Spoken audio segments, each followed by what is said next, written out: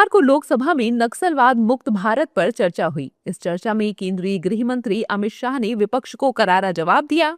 सदन का माहौल उस समय गर्मा गया जब लोकसभा में नेता प्रतिपक्ष राहुल गांधी का नाम नक्सलवादियों से जोड़ा गया। हालांकि गृह मंत्री ने भरे सदन में अपने द्वारा किए गए वादे की हुंकार भरी है। और हमने लक्ष्य किया था कि 31 मार्च को नक्सल मुक्त करेंगे। मैं पूरी व्यवस्था होने के बाद देश को भी सूचित करूंगा, मगर मैं ऐसा बोल सकता हूं, धड़ल्ले से बोल सकता हूं कि हम नक्सल मुक्त हो गए हैं। ऐसा कहने में कोई तकलीफ नहीं। बता दें कि अमित शाह ने साफ किया कि भारत जोड़ो यात्रा में कई नक्सल फ्रंटल संगठन हिस्सा लिए। इसका मेरे पास रिकॉर्ड है। अमित शाह ने राहुल गांधी और नक्सलियों को लेकर क्या कुछ कहा है, सुनिए।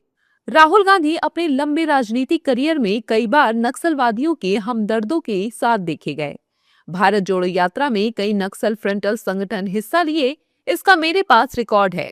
2010 में ओडिशा में लाडो शिकोगा के साथ मंच साझा किया। शिकोका ने उसी मंच से भड़काऊ भाषण दिया और राहुल गांधी को माला भी पहनाई। अमित शाह के इस बयान के बाद बीजेपी नेता कांग्रेस पर हमलावर हो गए। बीजेपी नेताओं ने राहुल गांधी पर देश के खिलाफ साजिश रचने वालों का समर्थक बताया। बीजेपी नेताओं ने कहा कि राहुल गांधी हमेशा से यही चाहते थे कि देश में नक्सलवाद कभी खत्म ना हो। देखिए, ये सच्चाई उन्होंने रखा है, तथ्यों के साथ रखा है। कांग्रेस नक्सलवाद, आतंकवाद की जननी है और अब जननी होते होते अभी के नेता राहुल गांधी खुद अर्बन नक्सल बन गए। एनएसए का पूरा डिटेल बताया उन्होंने। एनएसए के पूरे डिटेल में एक एक नाम बताए कि सारे नाम कहाँ तक कम्युनिस्ट नहीं भाई, माने मॉइस्ट लोगों के साथ जुड़े हुए नाम थे। तो इतने सारे प्रमाणों के बाद और क्या रह जाता है इस बात के खुलासे के लिए कि कांग्रेस किस तरीके से चाहती ही थी कि समूचे देश में इस तरह की कोई व्यवस्था, कोई स्थिति बनी ही रहे। कांग्रेस की विचारधारा में था नक्सलवाद, माओवाद। लगातार कांग्रेस की सरकार ने कभी भी नक्सलवाद और माओवाद को मुक्त करने का प्रयास नहीं किया, जबकि ये लोग सपोर्ट कर रहे थे, जिसके कारण तक इतने दिनों तक, इतने वर्षों वर्ष तक कांग्रेस ने देश पर शासन किया, राज्यों पर शासन किया, लेकिन नक्सलवाद और माओवाद कभी मुक्त नहीं हुए और बढ़ रहे थे, हमले कर रहे थे वो। जहाँ तक नक्सलाइट का संपर्क सही है, उनका संपर्क कांग्रेस पार्टी का लंबे समय से रहा है और यहीं उनकी दोस्ती भी अखिलेश यादव जी से है। बहुत प्रेम अखिलेश जी को अतीक से है। पूरा देश जानता है, पूरी दुनिया जान गई कि अतीक माफिया है, इसका विदेशी ताकतों से इनका संपर्क है, लेकिन अतीक प्रेम इनको सता रहा है। तो राहुल का इनका प्रेम जो दोनों लोगों का है, ये माफियाओं को, गुंडों को, आतंकवादियों को संरक्षण देने वाला काम है ना।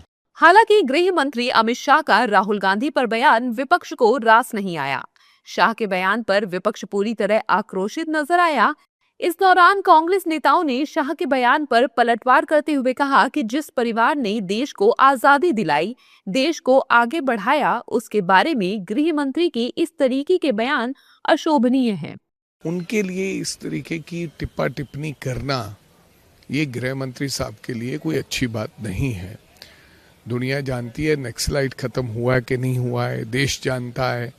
आपके आंकड़े देने से क्या होगा? आप तो ये भी कहते हैं कि गैस की कोई किल्लत नहीं है, आप कहते हैं पेट्रोल की कोई किल्लत नहीं है, आप तो कहते हैं कि जीडीपी इस देश में फास्टेस्ट ग्रोइंग इकॉनमी है, लेकिन आज देश के जो हालात हैं वो पूरी दुनिया जानती है। असल में सरकार डरी हुई है और सरकार इतनी ज्यादा घबरा गई है क्योंकि विकट समस्या का सामना इस वक्त देश कर रहा है।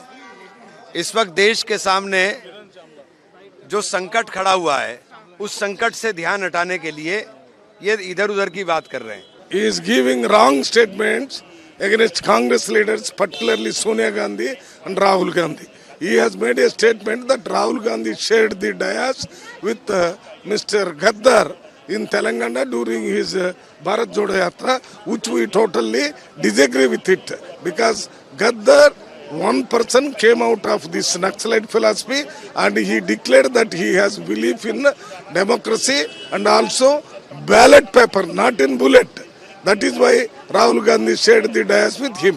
So without telling this background, he is only trying to blame Rahul Gandhi because he shared the dais with Gaddar. बता दें कि अमित शाह ने देश से वादा किया था कि 31 मार्च 2026 से पहले देश को नक्सलवाद से मुक्ति मिल जाएगी।